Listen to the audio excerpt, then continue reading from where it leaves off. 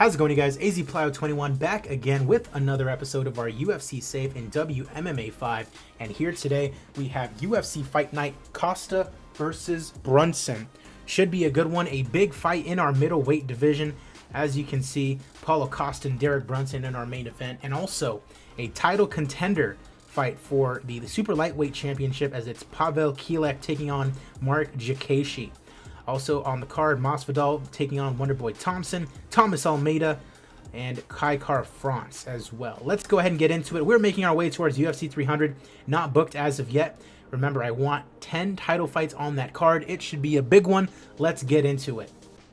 We are in Southern Africa for this fight card. Should be a pretty good one. Let's go ahead and get right into it. First prelim is Mark Madsen taking on Jay Dodds in the 155 division, and it's a TKO victory for Jay the Prodigy Dodds. Moving along, Don Madge taking on Leo Kuntz in the 155 division, and Don Madge gets a knockout in round number 2 after beating a big betting underdog. TJ Dillashaw, what a fall from grace he's had, taking on Jonathan Martinez in the bantamweight division. Dillashaw, number 21 in the bantamweight division, but he has lost 1, 2, 3, 4, 5, 6 out of his last 7 fights. That is not good at all. On the other side, you have Jonathan Martinez coming off a 2-fight winning streak. And it's Jonathan Martinez knocking out TJ Dillashaw in the first round. Oh, wow. Okay, well, good for Martinez. He might be ranked. Dillashaw, what a fall from grace he's had. Pat Sabatini taking on Bryce Meredith. And it's Sabatini getting the submission victory over Bryce Meredith, who I believe, well, no, he's not making his UFC debut. He's 3-1 already, but is showing a lot of promise, Bryce Meredith. TJ retiring. Well, he didn't retire, but he should, really. I mean, he's been rather terrible. Michael Tobin taking on Justin Lawrence in the featherweight division, and it is TJ. No, I'm sorry. What am I talking about? Oh, you're saying retire TJ. It's Justin Lawrence getting the win via unanimous decision. Joni Salovera taking on Shuya Kamikubo in, I believe, the 145 division. Weird haircut on Salovera. And it's Kamikubo getting the TKO victory in round number 1. Haile Alatang taking on Teruto Ishihara.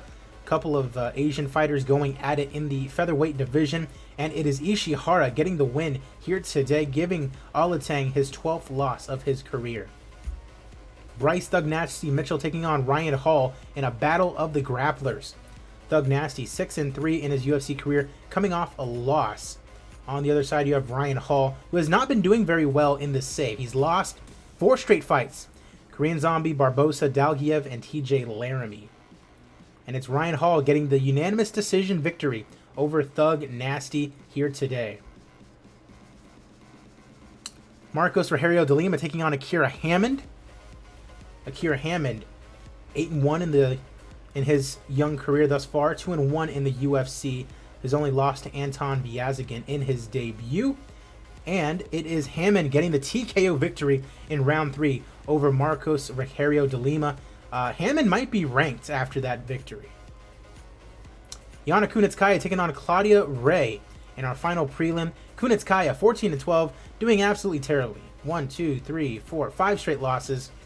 She's still ranked, though. I mean, Claudia Ray on the other side just barely got ranked. She's on a pretty good winning streak, and she is the slight favorite. But Kunitskaya gets the split decision over Claudia Ray here today.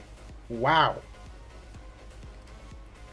First main card fight, and it's a good one. Alexander Pantoja taking on Kai Kara-France in the flyweight division. Pantoja, number 11 in the division. Kai Kara-France, number 9. He's on 3 straight losses, though, after losing for the title.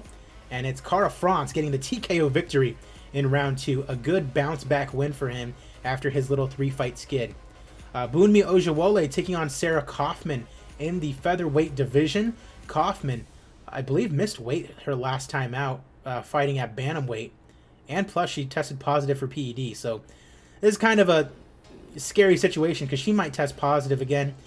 She beats Ojewole by TKO in round number 3. And she decides to retire, Sarah Kaufman.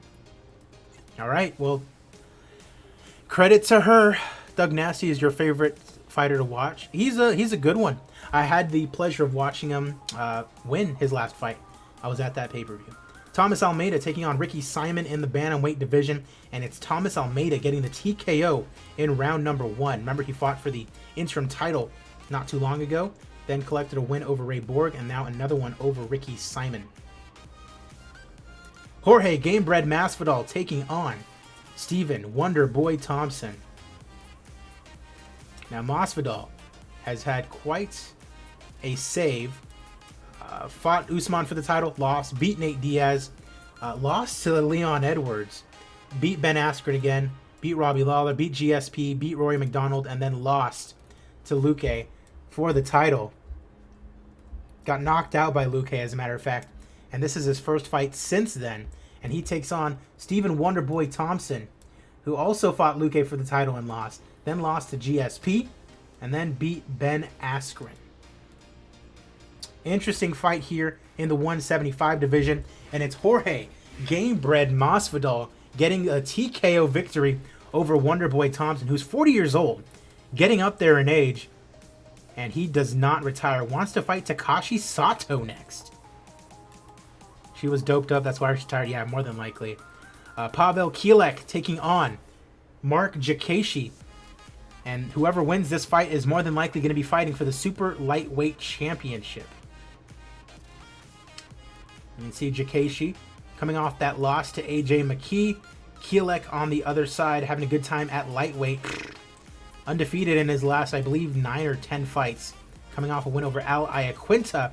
And it is Pavel Kielek, 31 seconds into round 2, getting the win over Jakashi. And he will be fighting for the Super Lightweight Championship.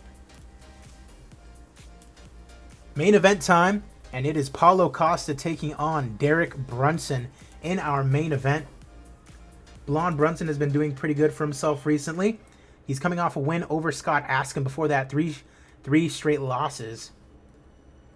On the other side, you have Paulo Costa, who lost to Darren Till for the title, then Brad Tavares in impressive fashion.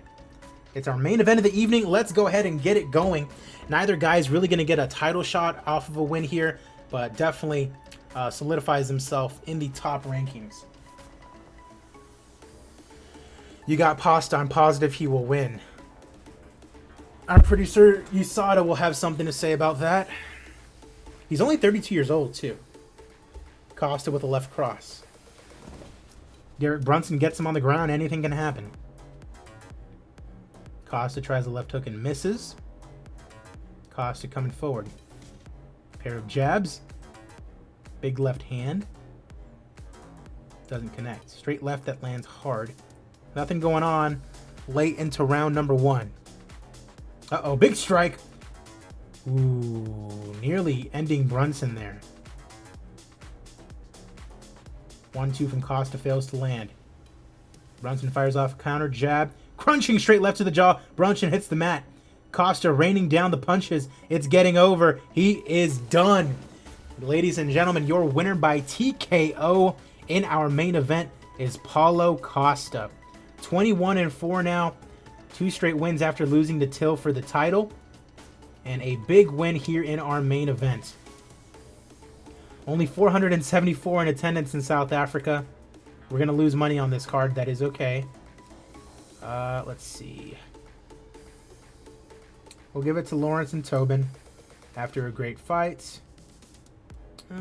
Almeida, you can get a bonus. Kamakubo, you can get a bonus. And that's it. Yeah, we lose 500k on this fight. That's all right. Jakashi, Masvidal, and Almeida all making over 300,000 on the night. And that is going to do it for this episode. Appreciate you guys for watching. As always, we are making our way slowly towards UFC 300. That is going to be a huge, huge episode. I appreciate you guys as always. Have a good rest of your day.